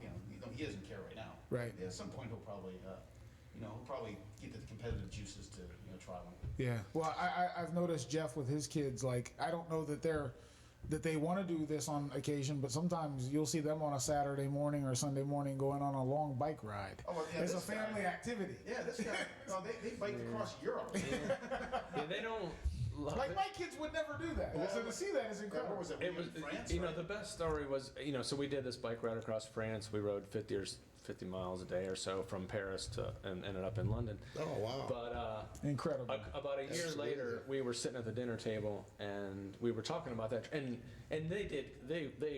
there was times on that trip where they were having a ball, of course, like when the wind's at your back. Right. And there was other times where they weren't having a ball and they were bitching and whining like Yeah, and there crazy. was no way you were stopping to get No, on I mean, the train. we got to get to the next place Right. to keep going. But we were so that was great. I mean, I'm not saying they loved the idea. I'm not even saying they loved every minute of it. But when you talk about like vacations that they talk about a lot, that one comes up a lot because there was a lot of funny things that happened. There was a lot of Right. memories and stuff like that. But one of the funniest things that happened was not that long ago. We were sitting at dinner, and the story came up about how we rode bikes across Europe, and they said something like about us being cheap for for renting bikes. And I said, whoa. I said, it would have been a hell of a lot cheaper to fly from Paris to London than it was to rent 5 carbon fiber bikes for, you know, a week. And they were like, Yeah. this wasn't even about money. Like, you did this on purpose. Like, this was part of the plan. You know, I said it was more expensive to ride the bikes, and they were like, you have completely lost your mind. That's Like, it incredible. was just a funny dinner conversation, and That's so it was awesome. Yeah. That's so I mean, awesome. I'm thinking of the patience it would take Oh, to. I mean, it's not like they were all 5 years old. I mean, they were in But still. middle school, high school. yeah. That's One of the funny stories, we were going across the channel. We were at the northern tip of France, and we were heading over to the United Kingdom. And when we got across the boat ride, there was about a 15-mile ride to where our hotel was. And I was sitting there with the map in front of me, and I was like, well, there's a ride along the water that's like 8 miles, and then there's the ride that follows this bike trail that's like 20 miles. And of course, the kids are like, we're doing the 8 miler, we're not doing the 22 miler. So I was like, I mean, I'm cool with it because on the map, everything looks the same. I'm like, it makes sense to me. We might as well, I mean, look, water looks nice and everything. So we're sitting on the boat, and there was an older gentleman there with his wife that had bikes with them. So we were talking to them about their bike riding experiences over time. And all of a sudden, we started talking about like our route, and and we're sitting there with all 5 of us at the table, and the guy's like, no, you can't go on that route. He's like, the 8 mile route, that's heavy traffic, and there's no shoulders to ride on. And my son just like flips up his he just gets up from the table, like storms away, all angry. He's all pissed. every man Jack. He is so pissed at this stranger who just like ruined his day because now we have to ride 20 miles instead of 8. So we go on the 20-mile ride. We're getting flat tires. I mean, there's all kinds of shit happening, and he's like, "We should have gone on the 8-mile ride. It would have been 100 times better, you know, because it was a little bit of a disaster. The 20-mile ride. You're a better man than me, Chalmers. He was That's all so pissed when that guy was like, I mean, it did. I always say this about That's good stuff, though. the 3 different disciplines. There's a reason swimmers swim Yeah. and bicyclists ride, because it ain't running. And that's why the guys like Eric Lammers, Brian Poland, this guy, Jeff Chalmers, I never felt closer to death than when I pushed Dre 55 miles up at a 24-hour race. The goal was 100. Now, I had just found out I had a tumor in my head. I'm diabetic, and I was suffering from rhabdo at the time, and I didn't know. And so I felt like I was going to die that night. I end up in the hospital, and I'm thinking, okay, well, I ruined Dre's night because we were supposed to get 100 miles. We only got 55. And now I'm thinking about 6 days from now, I got to get ready for the Akron Marathon. That's where Jeff comes in and ends up pushing Dre in an incredible time, under 3 hours and 30 minutes at Akron. Akron's a tough course, like Yeah, a that's one of real the hard tough ones, course. And but so just the triathlon, swim, bike, run, all the different athletes that I've had a chance to meet. Like, I feel if I don't go to prison, come home, meet Dre, and get to do this stuff, I'm not sitting with Chalmers tonight. I'm not sitting with you. I wouldn't know you guys. And my life has been enriched by the entire community the runners, the bicyclists, the swimmers. I'm blessed, and tonight, like, you know, usually I have a lot of pride and big ego, but I'm humbled. I'm humbled to be You ran sitting Dre here with through you there guys. by yourself too? What's that? You ran Dre through there by yourself too? Oh, at Akron? Yeah. Yeah. Oh, yeah. I didn't know that. Yeah. We've done a couple Yep. races. And now they're set to do the Toledo Marathon coming up here, right? We're on 7th on the wait list, so we Seventh. need the Toledo Marathon to So shed a okay. couple of Now that we're there, I'm pretty sure so we're I'm good. totally against the COVID vaccine. I'd rather get COVID than get the shot to not get COVID. Okay. Yeah, So yeah. Dre was vaccinated, which Yeah. I would. Which is going to help us get in the Toledo Marathon. Exactly. As of so, today. So are you saying then that you've taken the 2 shots Oh too? yeah, I'm fully Okay. vaccinated. Well, I'm so disappointed in you, Yeah, Jeff yeah. Chalmers. That you didn't even call me to consult. The with. thing is, the thing about the COVID vaccine and people's concerns with it, I mean, and I'm a pharmacist, right? So Right. like that's the world I live in is medications, and I mean I think, you know, medications in general, they're a very easy target if you want to beat on some portion of Western society. I mean, there's behind the counter of a pharmacy. Pharmacists spend a lot more time, I will tell you, taking people off medications than they do putting them on them, because a lot of the stuff back there is just not any good. It's all the Right. stuff behind the pharmacy. Vaccines, I mean, that's one of the, on the short list of things like antibiotics, insulin, vaccines, like Right. the things that have actually made a difference on the planet. Right. So, I mean, I get it. If you're anti-pharma, they're an easy target because they push a lot of crap that's not any good. But vaccines is on the short list of things that they've done very well Right. over time. They've completely eliminated diseases, obviously, that killed lots of people. And I get it. They're big companies that make lots of money, and there's a lot of thoughts that people have about them. But Right. when it comes to things like vaccines, antibiotics, insulin, some anti-diabetic meds, and things like that, like What's your mindset behind getting that though? If you have over a 98% chance to live if you do get it. yeah. So what do you worry? I mean, in at your age, Yeah. is in shape you are. Why would you even be worried about? Yeah, that? I'm not worried about getting COVID or dying from COVID. I'm really kind of Being considerate of others that you work around. I miss going to things. You know, I miss going to sports. I miss going to Indians games and Cavs games, and I realize that as long as there's people like me that are probably getting COVID and don't even know it, and then spewing it around to a bunch of other people who might not older folks. who might not do as well as I do with Right. COVID. Yeah. Like that's what I would like to try to prevent, because I don't really want to keep seeing. I mean, I work in a hospital. There's a couple hundred people at all times admitted, and I see that some of them are like what you hear about on the news, which is they're old or they have, you know, pre-existing conditions.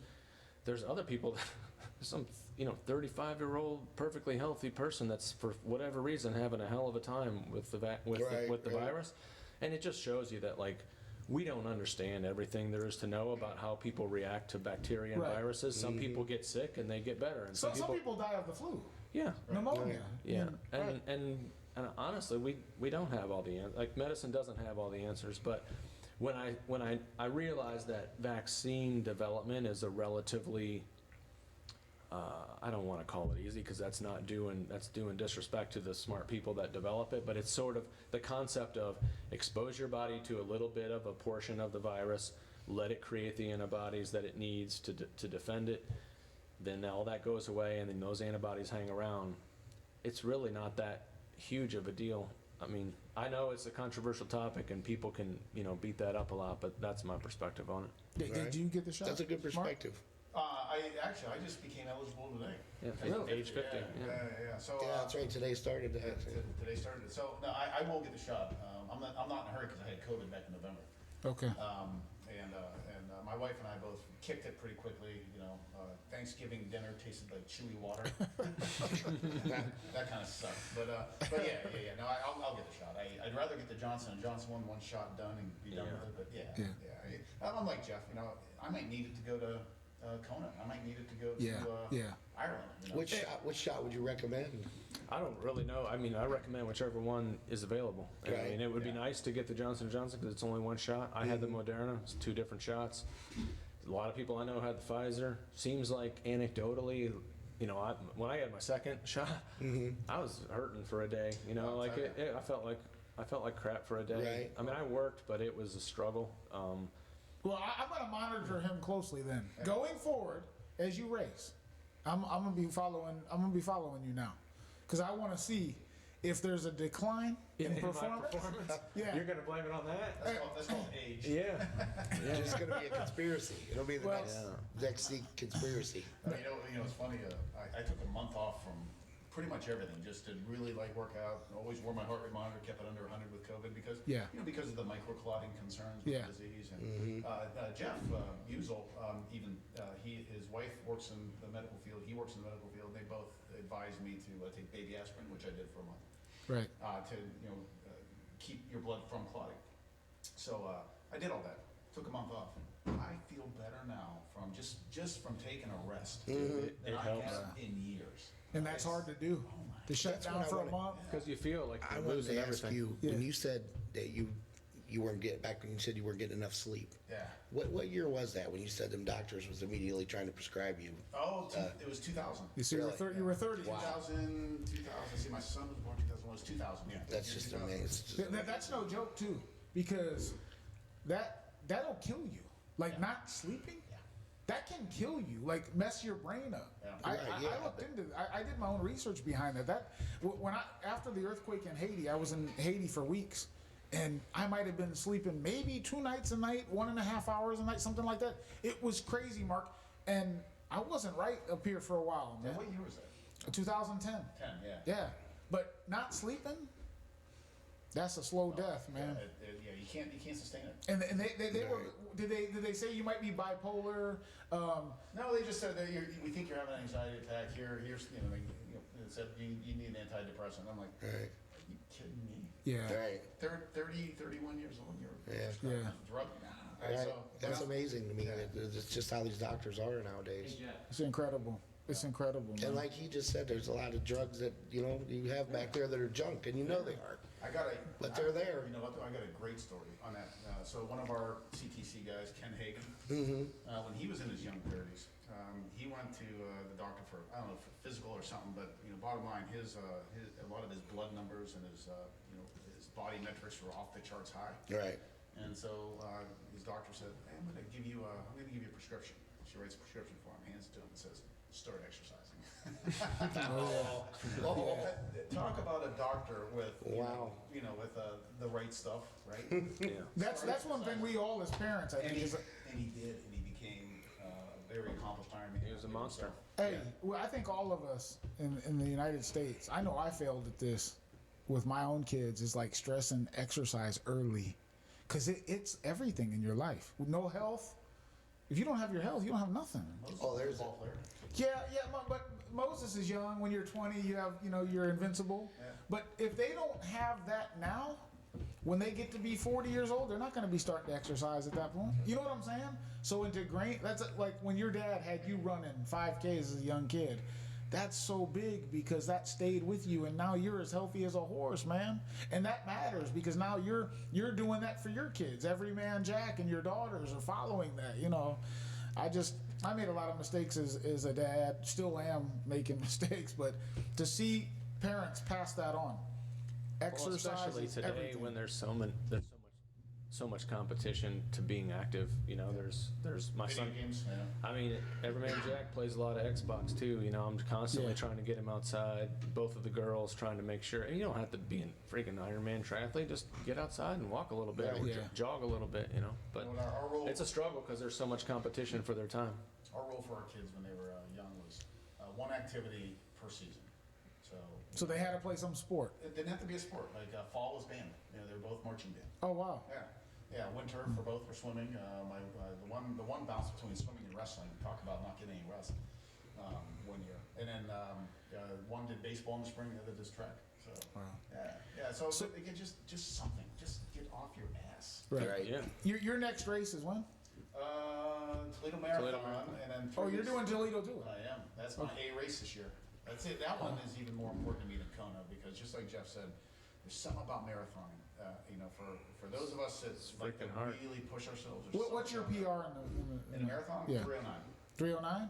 And Toledo's flat. Yeah, I'm gunning. Was that Arizona when you ran through it? No, Boston, believe it or not. Oh. Yeah, I'm gunning for a 305. So 305? see what happens. So then Jeff and Dre will be behind you then.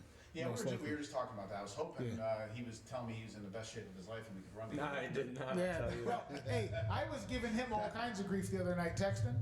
Like, me and Chalmers in the text thread we have, just me and him, we go at it. Like, oh yeah. Because he'll just randomly be like, "Well, you're going to PR in Toledo," and I'm like, "That's." I mean, but he never asked me if I've been even training. He doesn't know anything about the course. He's never even been to the city of Toledo. He just starts throwing stuff around like that. I'm like, what the hell is that based on? You know, Well, like, Jeff doesn't want to hear that, but that's kind of maybe pressure because who he's pushing, Andre's expecting a PR every time out. So there's no races off, Chalmers. So we got to break 317. We did 317 in Youngstown. We got to get under 3:16:59. No, we're talking Whatever about it takes. 3:15. What? Is that what you said? 3:15. Yeah, That's the yeah. target. You'll get it. Because running with Dre, you'll be inspired. We I mean, got I got the chair in the car right now. Is it the I just car? picked it up from you Al. get it from Bittinger? Yeah. You're welcome, Bittinger. Hey, Al Bittinger's coming on our show when?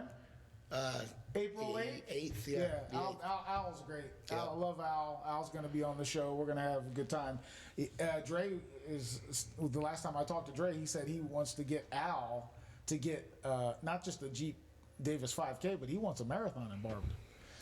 Now, I don't know if Barberton's big enough to host a marathon. Oh, yeah, it is. Hell yeah. Couple I mean, laps. now's the time to do it. There's no other marathons. He might as well host one. Exactly. But that would be good stuff. But pushing Dre, when you get to going and he's fired up in the front seat, doesn't that like just get your juices going? Like, The thing I think people don't understand is Dre's personality, right? Like they see you pushing somebody who has a disability, and it's impossible to know without talking to Dre. Is he aware of what's going on? Yeah, is he, right. you know, and you don't. When once you meet him, it's obvious. Like he clearly knows what's going on. I always joke around when we were running Youngstown Marathon. So the goal was to qualify for Boston. If you want to qualify for Boston when you're pushing a chair, Boston doesn't care that you're pushing a chair. You still have to qualify with the exact same time that you were if you weren't pushing the chair. So we had to run 3:20, and before the race, he asked me, what pace do we need to run? And I told him, and so we started heading out, 5 miles in. He's like, "Where are we at?" I'm like, "We're a minute ahead," and he's like, "Good. We're a minute ahead." So we, 10 miles in, where are we at? Oh, we're about a minute and a half ahead, almost 1:45. Good. So he's checking me the whole time. And this is a rolling course That's a hilly course. through that park. What's that name of that park? Mill Creek? Yeah, Mill Creek. So everything's going great. Like I'm rolling, everything feels good. The weather's perfect. It's sunny and cold, which is great. A little bit of wind, but the only thing that was the wild card was the hills. yeah. So it's sort of a bit of an out and back, and we're coming back. We're maybe at like mile 22, and we're still several minutes ahead of schedule, maybe close to 5. And now you got to climb out of the ravine, and it's a climb. It's bigger than the climb out of the Rocky River Metro Parks. It's like So you start climbing. We're grinding out of this thing, and all of a sudden the pitch goes up even steeper, and I just start like power hiking to get out of there. I mean, I just stopped running and I was hiking to push us out, and Dre goes, "Jeff," and I said, "Yeah," and he goes, "What the hell is going on?" And I said, "Well, in case you didn't notice, we are climbing up the side of what appears to be a mountain." I said, "We will be running again once we get to the top. Yeah. Relax." And he was like, "Okay." And That's awesome. we kept running, but he doesn't. He's out there competing as hard as anybody Yeah. is, and which is what makes it so great to push Dre, because it's a team effort, 100%. He talks to you the whole time. He's great. Well, I get emotional just thinking about it. I was talking the other day. I got a book from Dick Hoyt, and I sent him one of my books, and I got a postcard from him, thanking me for the book. And the Hoyt tree, what they've done to give guys like Jeff Chalmers that chance to feel what that feels like, to have another human being who, we're also fortunate to be healthy. Not everybody has legs and arms at work. To get to compete with them, Dick and Rick Hoyt, living legends, the impact they've had on the world, man. Is that who makes the chair? Without the Hoyts, I'm not sitting here with you guys tonight. Is that who makes the chair? Yeah. The Hoyts do. They have people making those chairs, yeah, but Right. they're called the Hoyt chairs, yeah. But no, that's No, incredible. they're legends in the endurance community, not just triathlon. Oh yeah, But the numbers they put up, it's not just that he competed. Like, yeah. I mean, I forget what his Ironman times were, but I mean, Yeah. they weren't barely under the cutoffs. I Right. mean, he was running 13, 14-hour Ironmans, and Right. like with and under with 3-hour marathons. with Rick, yeah. And he Yeah. wasn't running in a Hoyt chair. Those weren't Hoyt chairs. No. He was pushing. He pushed Rick under 3 hours multiple times at Boston, which Incredible. is just obscene. Under 3 hours. Under Yeah. 3 hours in Incredible. a janky chair. Yeah, and he didn't know how to, Mark. He didn't know how to swim. Like he said, he bought a house right on the where there's water, a lake there, and Dick taught himself how to swim in that lake. It's incredible, man. Yeah, he's next level. Yeah, unbelievable. We got Jeff. We got a question for Jeff here from Crispin Park alumni, Ryan Malrick. Ryan Malrick He wants to know about you running the Boston Marathon with a broke rib. I'd kind of like to hear that myself. So, what was that? It was 2 years ago now. Couple years ago, 2019 yeah. Boston Marathon. You got hurt overseas, didn't you? Yeah, so I was overseas for work, and I was going to end my work trip in Switzerland, and it's kind of hard. I mean, the thing I love doing second most to running, and it's really close, Skiing. is skiing. Yeah. I love to ski. So I'm in Switzerland, and I'm like, Nice. I got to ski, right? So my wife is really pissed because she loves to ski as much as I do, and she's not going to be there, and I'm going to be in the Swiss Alps for the first time. Man. So I just booked like a one-dayer at a ski resort in Switzerland, and I'm out there skiing, and I actually met a couple from Pennsylvania over lunch, which was like some of the only people that weren't speaking German at the time. And so we were skiing a little bit together, and I sort of lost track of them, and I flipped around to ski backwards on my skis to see if they were uphill from me. Yeah. And they didn't appear to be. So that was the last thing I remember. And I think what happened was the tails of my skis or something happened. I also had a binding issue. Like these were rental skis, and something was going on. I mean, I could ski backwards as well as I can ski forward. Like it's no big deal. But I think what happened was I stopped on a dime. Like something happened with my skis, or they dug into the ground, and I slammed down on my back. And the first thing I remember was I was on one knee on the snow, and I was looking up at the skyline, and I remembered I wasn't in the United States, but I could not remember where I was. Wow. I was like, So you suffered a concussion. Too. yeah. So I was like, where am I at? I know I'm somewhere for work, but this is definitely not geez. work. Whoa. You know, and then I was looking down the hill, and I could sort of see where my hotel was, and it was all. I knew I felt like it was going to come back together. It was like a bunch of puzzle pieces floating around in my head, and I was I just need a couple minutes, and eventually, I was like, okay, I remember I was here in this town, and now I'm in Andermatt, Switzerland, and my hotel's down there, but. As I was trying to catch my breath, like obviously when you got a bunch of broken ribs and you're trying to breathe. Yeah. So I stood up back up, I started to put my skis back on, and now all these ski patrol guys were like around me. So they come in front of me and they were like, what are you doing? And I was like, I'm done for the day. I got to ski back down. I'm staying in that hotel right down there, and I'm done. And they were like, no, you fell really hard. You're going to the hospital. Wow. And I was like, I mean, all right, I just figured out what country I was in, so I should probably listen. Yeah. I should probably listen to these guys. So you mean to tell me you were going backwards that fast? I mean that we ski backwards like we ski forwards. I mean, but I think more of it's like when you slam against the ground and you didn't know it was coming, like you couldn't brace yourself, or like you just landed flat on a bunch of ice, and so I didn't know what happened. So they took me to the hospital. They're like, I was a mess trying to get an x-ray because I was in a lot of pain, and they're like, all we can see is a couple of ribs, and we can see that they're both broken. Doesn't really matter. So I had to make my way back to the United States the next day. Somehow that was the worst trip of my life, because I was by myself and everything with a 70 or 50-pound suitcase trying to get through flights and taxis and all this crap.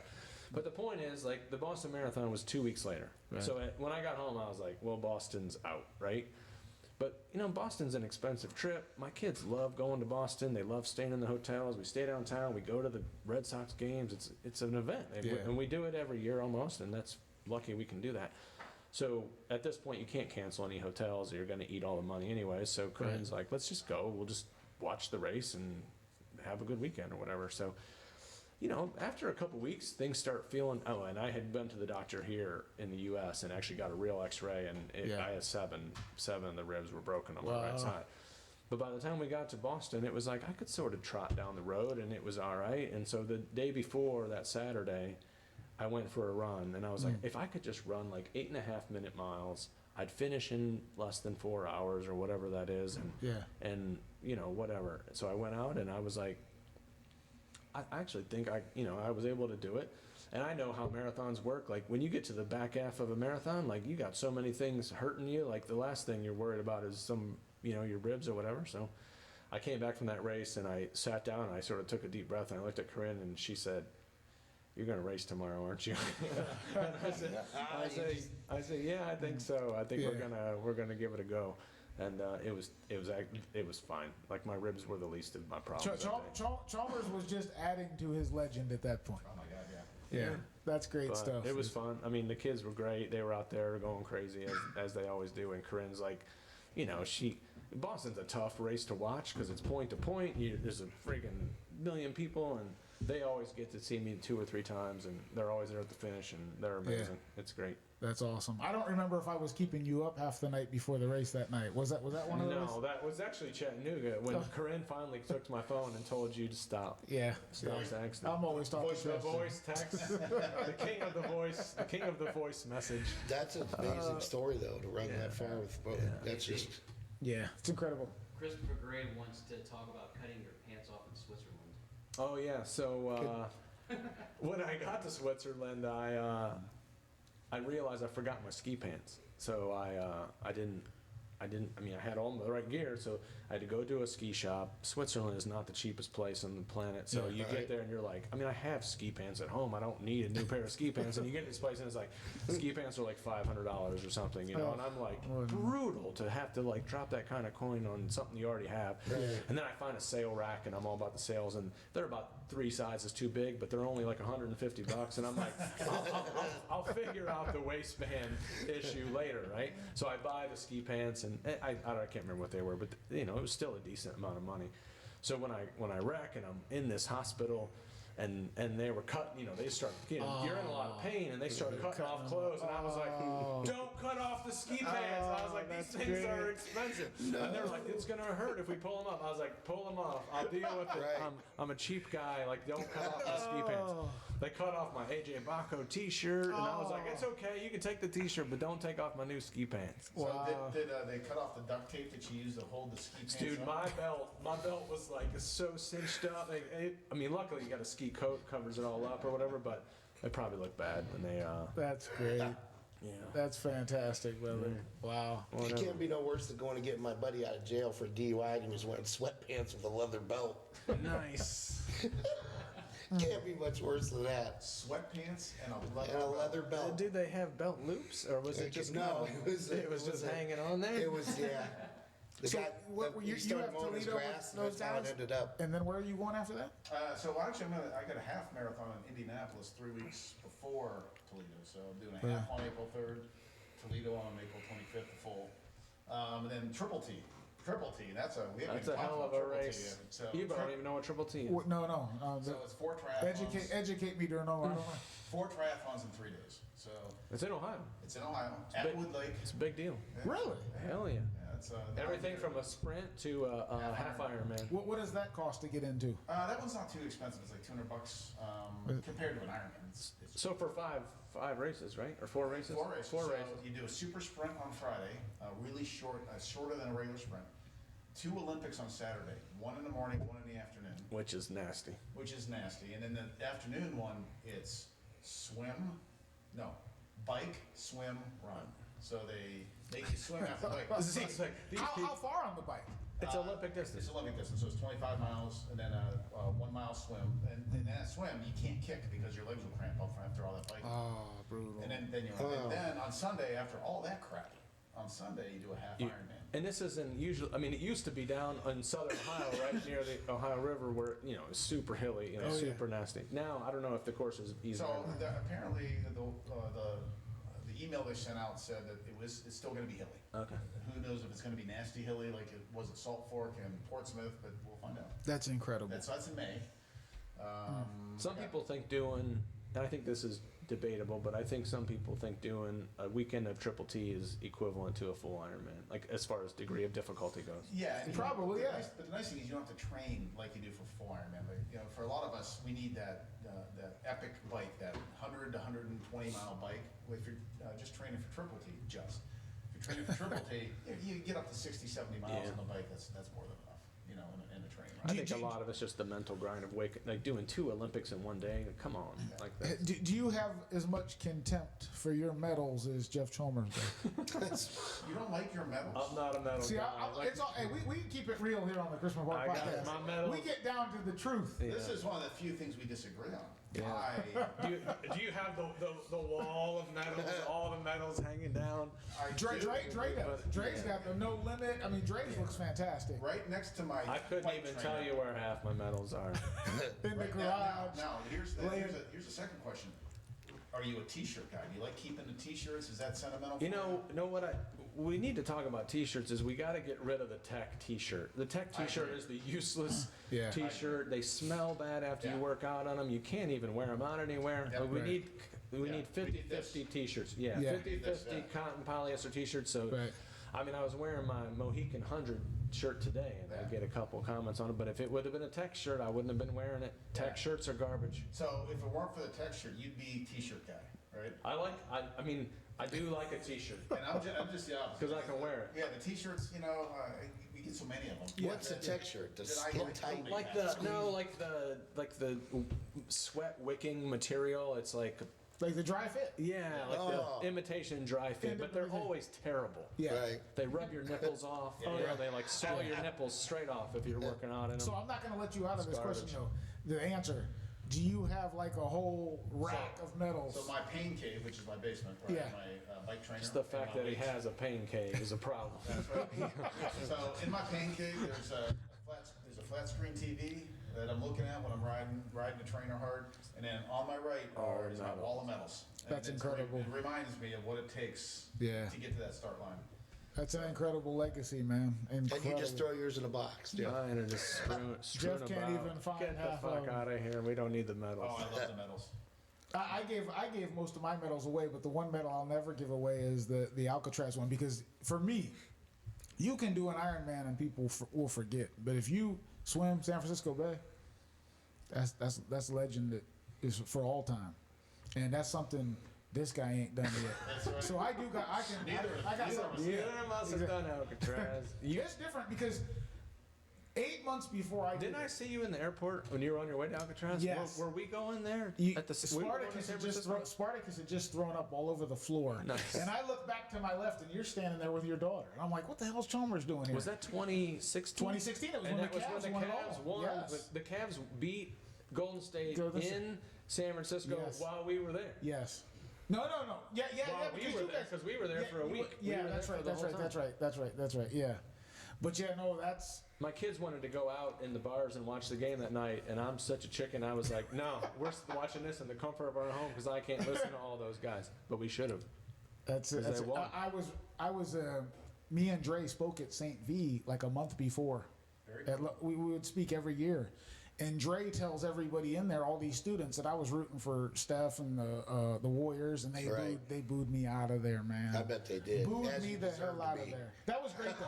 I felt great. I felt like Kobe. That was the most appalling. painful time of my life is listening to Zeke hang on the job Oh, my of Steph God. Curry. Oh. I mean, it was one of the worst times of my life. Mark, Mine Steph too. Curry is the greatest shooter of the basketball of all time, and No, it's but not back close. then, he'll never admit this. He acted like he was the greatest player of all time. Right. And like it was just brutal to watch. I'm like, it was brutal to listen to. I had to get texts all day long, voice messages. Now you know why I can barely deal with Z. Right. So I live in Fairview Park. Yeah. And our primary ice cream joint on the corner, right in the middle of Fairview, they have a sign up. It's been there ever since the 2016 finals. It says Steph Curry is softer than our ice cream. Still Well, there. I'll Still tell you. there. I'll tell you what's not soft, because this is where I was cut off just a second ago. 8 months before I swam Alcatraz, there was the first great white shark attack caught on film in the bay. In the bay, and they tell you before the race and the meeting that you have a better chance to get bumped into by a 400-pound seal than a shark.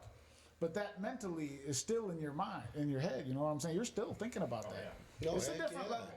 Alcatraz is a different level. The chop, the current.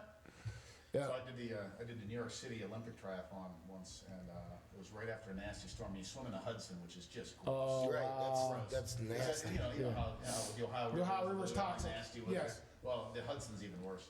And That Kramer swam in the Hudson. The Seinfeld. Seinfeld. No, he was in East River. East River, okay. Yeah. So, but anyways, so we're swimming down this thing, and it was after a big storm, and I'm hitting logs, and all this other stuff. Wow. I'm like, is somebody gonna die here today? Right. Just so much debris in this gross, nasty, brackish water.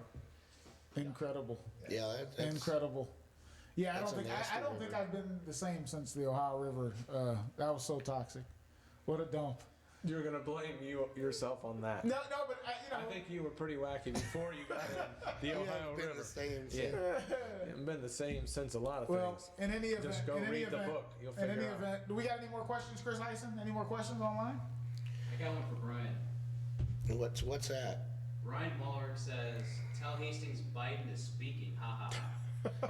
Tell him he's speaking. They want to hear your opinion on Biden's. I don't think public Biden's speech. capable My of doing opinion a on State it- of the Union and getting through it without a gaffe or two. There's only one. That's rough. There's only one opinion that you can form, Ryan, and that's that the Democrats are going to call it a speech impediment, and Republicans are going to call it dementia. Yeah. No, they said he stutters. He stutters. Yeah, he stutters my ass. We need to make an open invitation. Hey, we need to make an open invitation tonight to Brandy Green Gardner I feel like and Jennifer Ryan, Anderson to come And on the Jennifer show. Lynn, yes. Yeah, Jennifer Biddlemeyer. Jennifer Biddlemeyer, yeah. Yeah, they and need to come on. maybe Ryan Mulrick. Maybe. You gotta have Ryan He's a on. very engaged. Oh, Ryan will swoop up here from Florida soon enough. We'll get him in here. Mark Durno, it was our pleasure. Thanks, Zeke. Thank And, you, hey, brother. I want one shout out here. 2020, we had this silly ass pandemic, right? Right. And it's extended to 2021. Big shout out to Eric Gibb and the president of CTC and the Yeah. entire board for keeping the club rolling while all this Right. garbage was going on. No Right on. reasons. I just, they were the right group for this period of time because, they had to balance, getting together and training versus keeping each other safe. And Right. I thought they hit the nail on the head with the way they did it. 'Cause Yeah, that's hard to balance. For me, I'm like, let's just get out and swim. Let's get out and Yeah. ride. And they kind of They dialed you back a little bit. Yeah. So, Right on. Big You got shout. any final thoughts? No, this was a blast. I mean, I love talking about endurance sports, so I could Yeah. do this all day. It was a me pleasure too. having you If guys anybody here. made it Best of through luck the to whole both of you and all your hour and future 45, endeavors. God bless them. Thank you. Pleasure having you both. Yeah, appreciate it, Brian. Appreciate All right. it, Zeke. Thank you guys. Good luck Thank to you so guys. much. Yep, Cheers. thank Thanks you. for Good night, coming folks. on. You've been listening to the Chrisman Park Podcast, the People's Podcast, sponsored by JB Construction and Cement. Construction and renovation season is here. Make your next project the very best. Give Paul and his crew a call or visit their Facebook page. That's JB Construction and Cement. Join us next Thursday when Brian and Chris Eisen will be joined by SWF Live Pro Wrestling owner and pro wrestler, the unbreakable Rob Fury.